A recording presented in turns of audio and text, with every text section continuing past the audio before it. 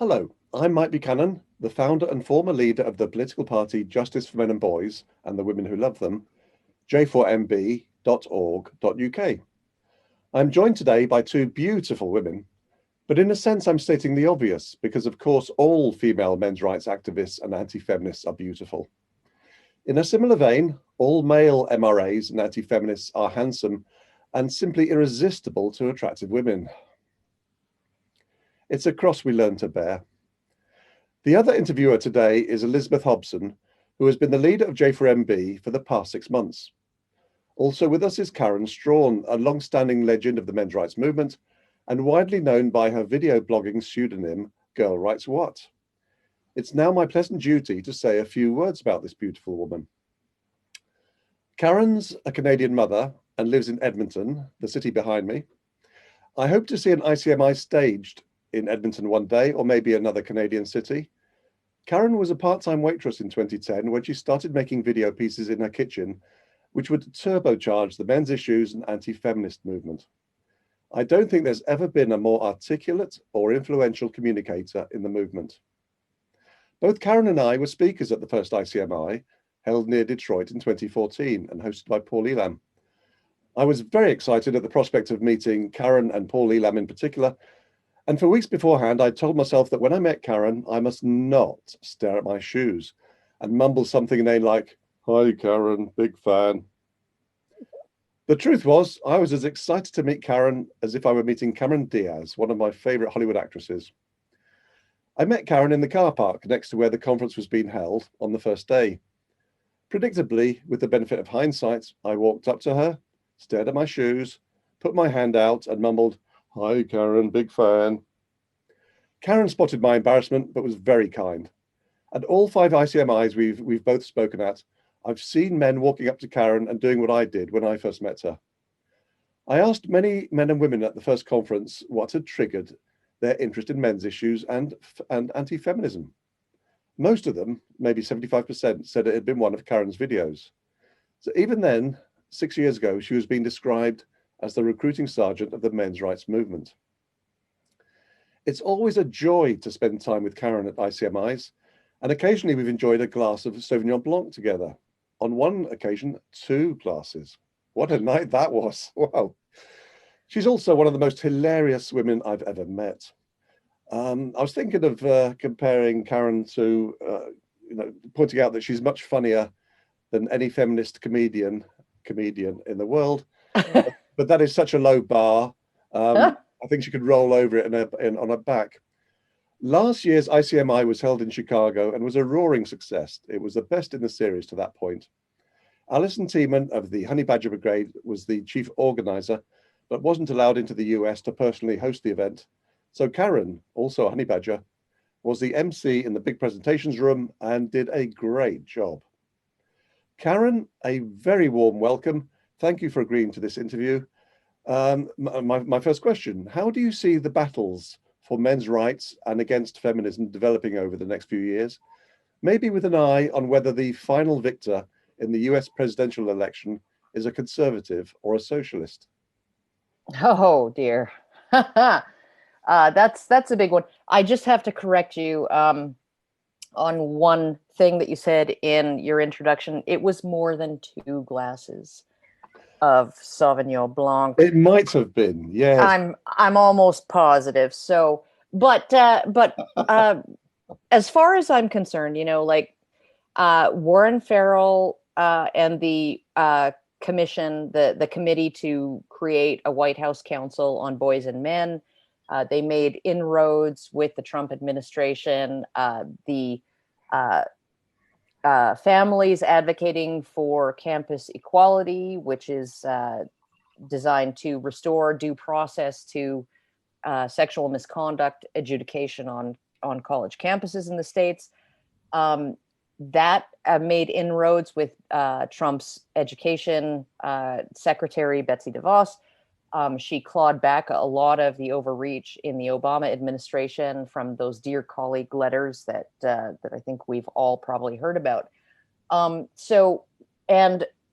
Trump has actually, over the last several months, created a federal commission on the social status of Black men and boys, right? And so what we're seeing is with Trump, and he also advocates a lot in terms of, or talks a lot about things like suicide among, and deaths of despair among particularly working class white males, and the sort of the receding of the manufacturing base, and these kind of really nice, well-paying resource jobs that have always sort of been for men who maybe don't have the intellectual chops or the sort of the psychological wherewithal to want to go and matriculate and go to college and become a provider through that means, right? Meanwhile, you have Joe Biden saying, if you can drill 3,000 feet under the earth to mine coal, you can certainly learn to code. And it's like, no, that's, a lot of people tell me that I'm brilliant, right? That I'm absolutely brilliant. And you know what? They're right. I'm not going to argue. But when my husband comes up and starts talking, because he codes every day, multiple programming languages, right, to manage massive systems that involve integrating multiple programming languages into one big system.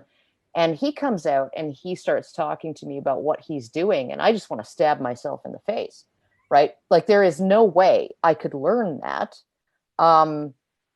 It's just not something that I could do. And, Jordan Peterson once said, the US military has decided that the cutoff for IQ to be admitted into the military is 83, right? The US military has decided there is not a single job within their entire organization that you can do with an IQ of less than 83. That's 10% of the population, right? So saying that, we can just outsource all of these decent jobs that have been kind of the staple for high school educated men, or men with a high school diploma or less, who can go on and build a decent life, maybe find a partner, have children, support them, right? We can just get rid of those and everybody can just learn to code. That's Biden's solution. Trump's solution is, let's bring all of those things back, and give the male working class worker a shot at, the pursuit of happiness, the American dream. And so, like, I think honestly, this election's contested, and if Biden gets in, all of that, every bit of progress that's been, forwarded for males under this administration, whether it's criminal justice reform, prison reform,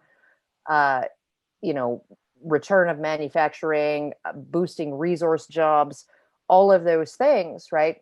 We can kiss all of that goodbye, and we're gonna have 4 years of telling men that they're privileged, and so no jobs for you. Right. So that's how I see things playing out if this election isn't resolved in favor of Trump. So I see someone started up a petition to rerun the election, and I don't know whether that would be maybe without postal votes or something. I'm not sure, but it's difficult to see a solution to this that would be less controversial, I think. It is. It's really, really upsetting. Because, like, there was one county in Michigan, Antrim County, that had a glitch, right, in their vote tabulation software, right? And one of the things that I found really hilarious is the voting software is called Dominion. Okay. The voting software that messed up during the Iowa caucuses, which is like their version of the primaries, right, was called Shadow. It's like, can you be any, like, oh, here's the new voting software. We're going to call it Illuminati, right? And, oh, too much? Too obvious? Okay, we'll call it Sorosware, right? No, no, like this is ridiculous. But what happened was the machines counted the votes properly, but then it spit out opposite results. So it gave all of Trump's votes to Biden and then all of Biden's votes to Trump. And so this very conservative county looked at it and went, Biden landslide, what the hell happened? And they went back and they took a second look. They pushed the button again and it said Trump won with 56% of the vote, right? That software is being used by 47 counties in battleground states alone. Wow. Right? So we're looking at a situation, and my husband has said, yeah, you could hide a script in there that says, if at this time Trump is leading by this much, then flip the result tabulation, right? You could easily do that, right? It'd be very hard to find. You'd have to scroll through millions of lines of code to find that 3-line script, right? And so essentially, like 70% of Republicans do not view the election as legitimate. There is litigation. There are recounts already scheduled, and we'll see, right?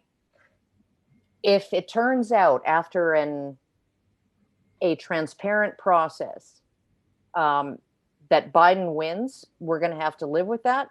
But with 70% of one side viewing the election as illegitimate, I don't see how you can argue that. I mean, if the Democrats think they won fair and square, they should welcome recounts, they should welcome audits, they should maybe even welcome revotes, and they may actually hold re-elections, like a redo in some of these states. It's not unprecedented. It's happened before. So right, interesting. And of course, this stuff about the software problem. You can be very sure that you can look on the ABC, BBC, CBC, and all up to ZBC or ZBC, I should say. No, it's Z in Canada. No coverage of it. Thank you, Karen. Very, very interesting. Thank you, Elizabeth. Well, I think it's fair to say that feminism is only one of a number of social justice movements threatening our societies at present. So I wonder what it is about feminism in particular that prompted your interest and opposition. Feminism is actually the it's the Trojan horse for all of these other things, right? I mean, like it's very, very difficult to convince people to buy into these ideologies, the oppressor-oppressed ideologies, particularly if there's a robust middle class, if people are economically well off. I mean, there's a reason why communism it succeeded. I mean, the communist revolutions succeeded in Russia and China, and it's because those were feudal states. So you had like this tiny little sliver of people at the very top who were insanely wealthy, and everybody else was dirt poor and miserable. And there wasn't even the class and caste structures didn't even allow you to really advance yourself if you joined the military in those situations. So the rank and file of the military sided with the communists, right? You did not have a middle class. You did not have a robust history of being able to make it on your own steam and your own effort and make a good go of it and make life better for your kids, right? This is the reason why it just didn't take off in Western countries like Germany and the United States and all of that, right? But when you actually add women into the situation, right, and you use them as the foil, right, they are the oppressed, right? That allows you to introduce that model, right? Mm-hmm. And yes, there's something to be said for the Marxist model. Like Jordan Peterson said, you give the devil his due, right? Marx wasn't wrong about everything. But there are several models, several lenses in which sociology, views the world. So you got, Marxism, you got utilitarianism, you got pragmatism, you got functionalism, you got all of these different ways of examining how society works, right? Marx and feminism only look at that one. They only look through that one lens. So they're always looking at the whole thing as a power play. One person is the oppressor, one person is the oppressed. That's all there is to anything. There's no such thing as fair bargaining. And because they're using women, they're putting women in that role, right? We're all vulnerable to that. We all see that. We see that women are vulnerable. We see that, or we perceive them as vulnerable. We perceive them in all of these ways just naturally. So it really takes a hold of our natural impulses, our evolved impulses, to trick us into believing something that's really not true. And then getting that wedge in the door, then feminism, puts out a pseudopod and absorbs all these other social justice causes and under its own rubric. And now we have the mess that we have now with Black studies and post-colonial studies and interdisciplinary studies and all of the various queer studies, grievance studies, all of that, right? So. I recall once you were being interviewed. Sorry, Elizabeth, were you going to say something? No, you go ahead. Okay. A female interviewer once asked you, said something like, right, but you were a feminist originally, and you said, no, I've never been a feminist, and she could not get her head round how that was even possible. It was beautiful to watch. I always thought that they were like what they were saying, and I mean, this is like starting when I was 10 and, started paying attention to the news when it was playing during dinner and stuff.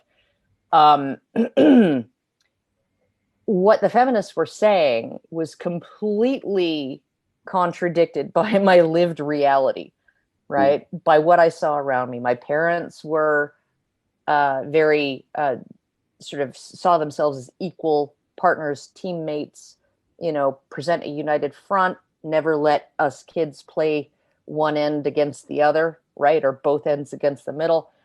And so I had this upbringing that was really largely egalitarian. There was not a whole lot of gender role enforcement going on.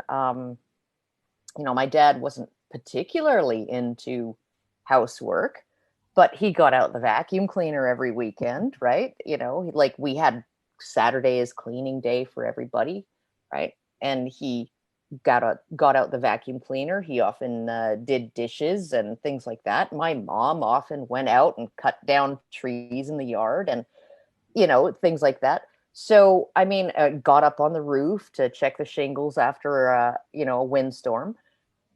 So I grew up in this family where, and the best Christmas present I ever got when I was a kid, 8 years old, I got that, not just the space Lego set, but the big space Lego set it cost the equivalent, I think, in adjusted dollars, would have cost my parents, if they bought it now, almost $1,000. Wow. Yeah. Because Lego was really expensive back then. So you're 8. So that's 20 years ago. Wow. Your math's not adding up. That would have been a 41, almost 42 years ago. So yeah. I think you must be using the same face cream as Mallory Millett. That's all I can say.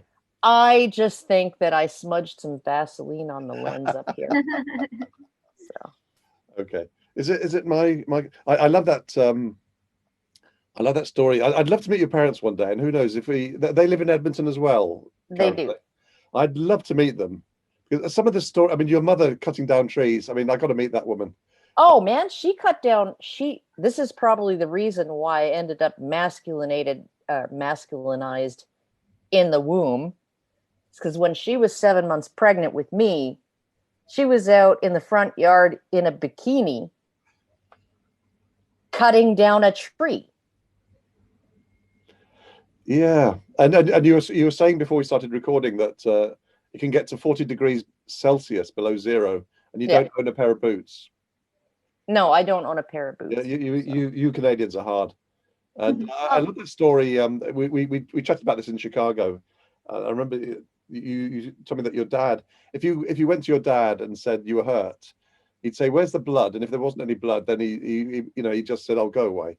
And that was Yeah, no, it was, if there's no blood, it doesn't hurt. But you went to him with blood once, and he still dismissed it. I can't remember the Yeah, details. yeah, and I was like, "But there is blood," and he was like, "God, stop being a pussy." Yeah, there's not much. And, there's not much. yeah, it's not a lot. I mean, like when I was actually genuinely like seriously hurt, and that was a couple of times, he was always, right on it. But if it was just like, I'm bleeding, oh no, and it's just whatever. I'd love to meet them. They should be guests of honor on ICMI.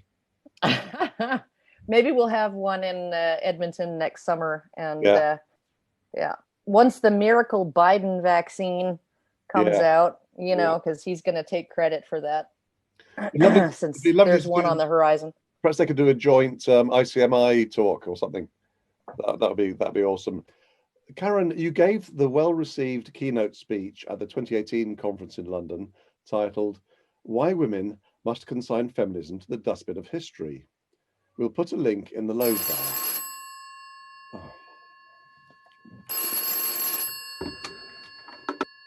Hello, Anti-Feminist Hotline.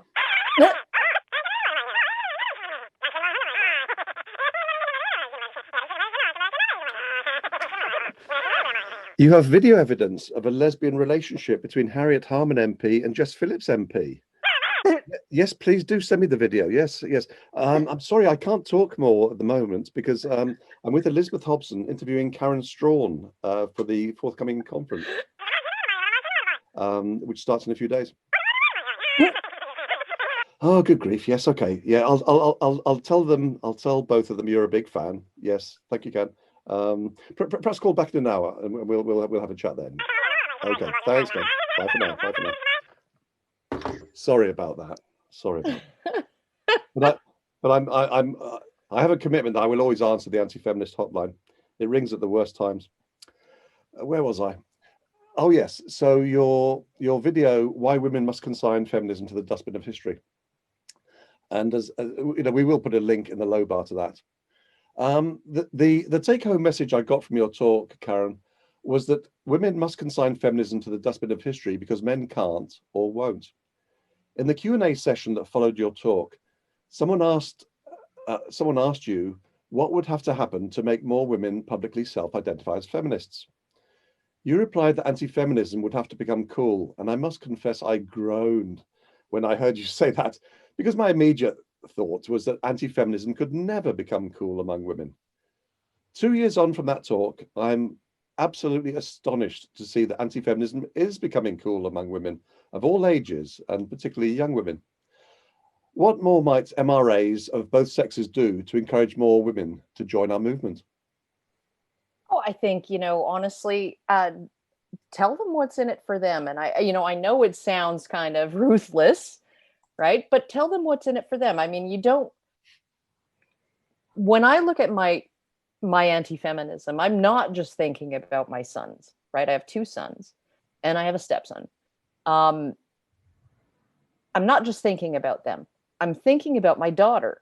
I'm thinking about, what kind of partner is she going to be able to find if every one of the men her age are kind of struggling under this burden of, the male privilege kind of narrative and the affirmative action.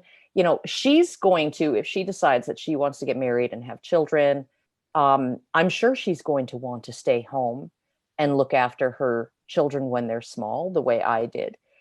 Absolutely 100% positive that that's what she would want to do. She's going to need a male partner who's going to be able to support her in doing that.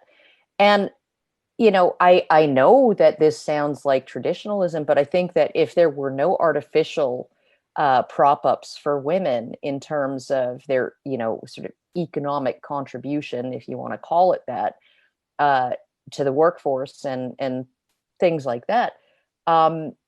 If there were no artificial assistance for women to be economically independent, if you want to call it that, then 80% of people would fall into a traditional arrangement like that because it would be their best option that would make them the happiest, right? And I think that because we've artificially created a bunch of options that are kind of illusory, we say women are independent, they're not. We say they're independent from men, they're not. We've just outsourced the one man that they would be dependent on to the male tax base. Once we've destroyed the male tax base with all of these artificial props for women to be hired above and beyond men and promoted above and beyond men, once we've done that, there's not going to be that tax base. The whole thing's going to collapse. And so I'm looking at it and I'm thinking, you know, my daughter would really benefit from getting rid of this false narrative of, you know, how men oppress women and how society is built by men to oppress women for men's benefit and all of that other BS. So, yeah. I think, though, you know, what you've got there is a very rational argument, and I'm not 100% sure that women as a whole are very receptive to rational arguments. Really, you don't say. That's why the fashion angle really helps. But also, you know, you can sort of, I guess you could pull the whole, look at the aesthetics. Who are anti-feminist women? They're generally attractive women like you, Elizabeth. And who are the feminist women? They're women like Rachel Maddow. You know, they're women like Kate Smurthwaite. You know, they're women who, in terms of their looks and their personality, are you know, not necessarily horrible in terms of their looks, but insufferable in terms of their personalities. And so, I mean, I'm looking at it, and you know, like, here's the thing too, right? A lot of people think because I'm an activist, right? I go out every day and I like push my agenda on other people and all of that. No, every day I go out to my grocery store, to my pharmacy, to wherever I need to go to run errands, and I chat with people, and I'm happy, and I joke with them, and you know, people do recognize me. I actually just had one of the security people who was posted at the door of the grocery store to keep people not wearing masks out, even though they always let me in without a mask, because, you know, they actually have to let you in even if you're not wearing a mask. But he, you know, he's got the little spray bottle of hand sanitizer, and I put out my hands and I say, hello, how's it going? And he says, do you do YouTube? And I said, yeah. And he says, oh, wow, you know, you're great. Thanks for all the work that you do. Right. I mean, I get that all the time, but at the same time, it's like, it's not the way I interact with people on a daily basis. You know, like, somebody makes a joke that might be seen as anti-male. I can laugh along with it, just like I can laugh along with anti-female jokes. I can laugh along with anti-LGBTQ jokes. I can laugh along with anti-straight jokes, anti-white jokes, anti-black jokes, anti-anything jokes. As long as somebody doesn't seem to, as long as it's a joke and it's not mean-spirited, it's just a joke. You know, I don't have that chip on my shoulder. And I think that that's another thing that I think really we could tell women, you know, because feminism it can't be a very positive message to take out with you into the world every day. That, you know, the entirety of society is against you. And if that were true, if that were actually the case, then sure, go ahead and take that message out with you into the world every day. But because it's not true, wouldn't you rather be happy? Wouldn't you rather not be afraid when you're out in public? Wouldn't you rather not assume that anyone who, you know, says something that maybe makes a joke that is awkward or whatever? Oh yeah, that book, that's great. you know, but not everything is intended to push you down, right? Not everything that, like, somebody might just be having a bad day and they get snippy with you. Yeah. That's not necessarily because you're a woman. It's not necessarily because you're a person of color. It's not necessarily, you know, somebody gives you a frowns at you as they're walking. There was this one guy. Okay, so I'm standing in the grocery store, and this is before they used to put the price per gram on the actual tag, right? On the counter tag, right? So I'm trying, right? I've got all these different packages of cheese, brands of cheese, and they're all different sizes: 620 grams, 800 grams, 906 grams, right? 1.1 kilogram, right? And I'm trying to calculate, okay, what is the lowest price per gram of cheese? Because I was poor at the time, right? I could not afford to just buy whatever looked right or looked best, right? So I'm trying to calculate in my head, which package of cheese is going to be the lowest price per gram. So of course I'm frowning. I'm like this. And I'm staring off into the middle distance. And this guy is standing beside me, and I just vaguely noticed him, right? And he's looking at my butt. Okay. And then all of a sudden he realizes that I'm looking at him. And he's like, "Oh," and he takes off. He just beats a hasty retreat. And I realized, oh God, he thinks I'm frowning at him because he was staring at my butt, right? And I wanted to chase after him and go, no, it's okay to stare at my butt, right? It's all right. These jeans make my butt look great. I was trying to figure out the price of cheese. Yeah. But yeah, by the time I realized what had happened, it was too late. But it's just like, why would a woman, right? And women are already more prone to negative emotion than men are on average. Why would you want to exacerbate that with a fiction? Can you imagine Laura Bates in that scenario, Karen? Oh God, she'd write a book about it. She has. I know. I've been fine with the damn things. Honey Badger Radio we've been sort of deconstructing that book, Men Who Hate Women, or whatever it is. And I can't, I think I'm going to have to tell them, because Brian wants to do the whole book, the whole audio book. Oh, wow. Right, which would take a year and a half of live streams. But and I think I'm going to have to tell him I can't, because I'm going to have to jump off a building at some point, right? Being forced to, and her voice is so seductive, but at the same time, somewhat childlike and innocent, but a little sexual too, right? And she is really very convinced. Like this woman, she should apply as a voice actor on the No Sleep podcast. Well, this is a horror podcast. That was her first career choice, acting, but it didn't work out for her. So she'd do very well. She'd do very well narrating horror stories.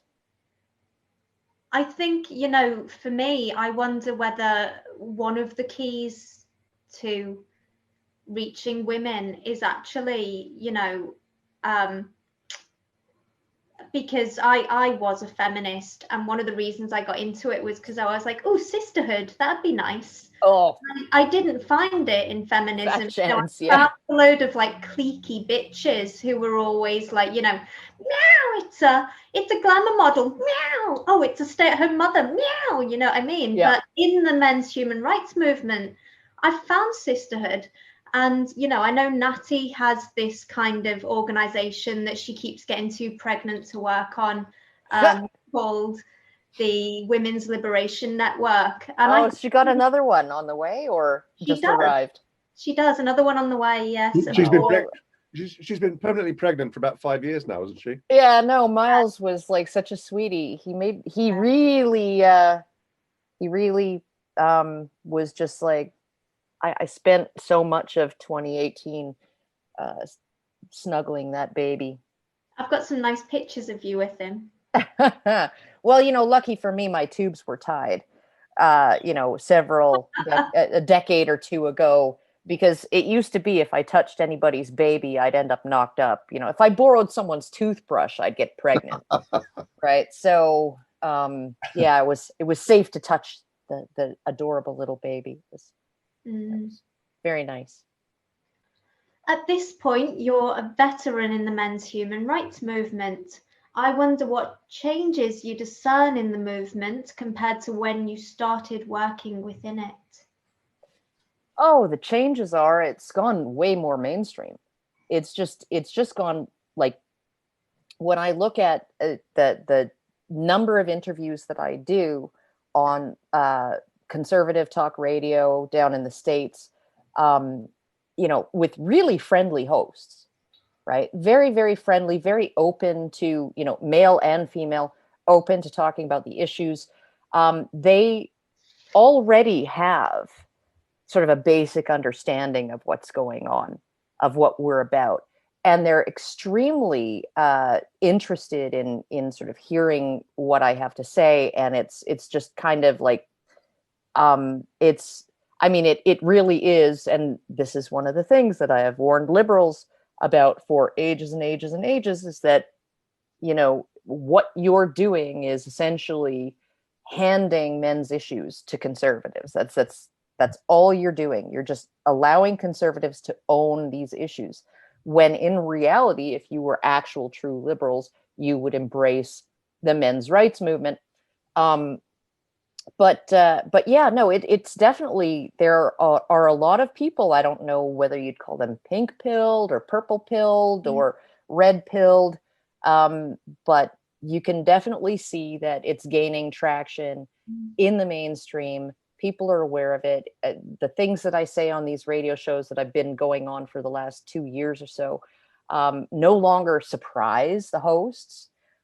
They know about them. So it's really good to see that. And it's good to see, things like Trump's federal commission on the social status of Black men and boys, because that's the wedge in the door to maybe get that White House Council on boys and men in there, except not if Biden wins, but No, we interviewed Warren Farrell twice for this conference, and in the second one, we raised the issue of the election, and he was really clear that if Trump, eventually is the victor, that the prospects of a White House Council on boys and men were so much stronger, and it would never happen under Biden.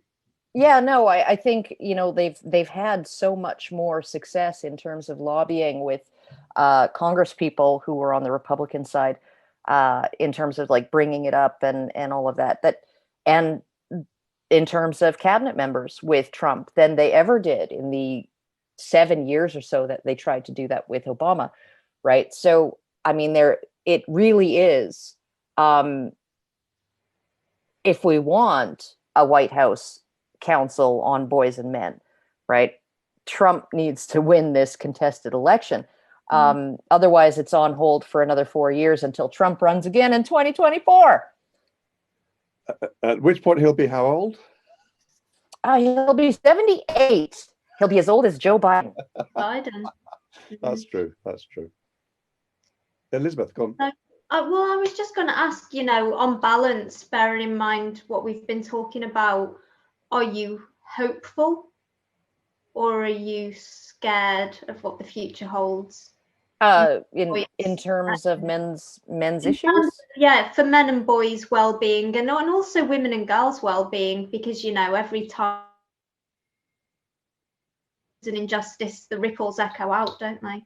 They do. And I think Generation Z or Z holds that. They give me some hope. My younger son is a prime example of Generation Z. He's He was subjected to all of that indoctrination from kindergarten all the way to when he graduated this last spring, and from grade 12, and he didn't buy any of it. He just is not buying it. You know, he's not. How old is he? He just turned 18 in July. So he's but he's definitely a free thinker. He definitely thinks like he never said this to his social studies teacher in grade 9 ever to his face, but in private and among his friends, he referred to the guy as Mr. Cuck.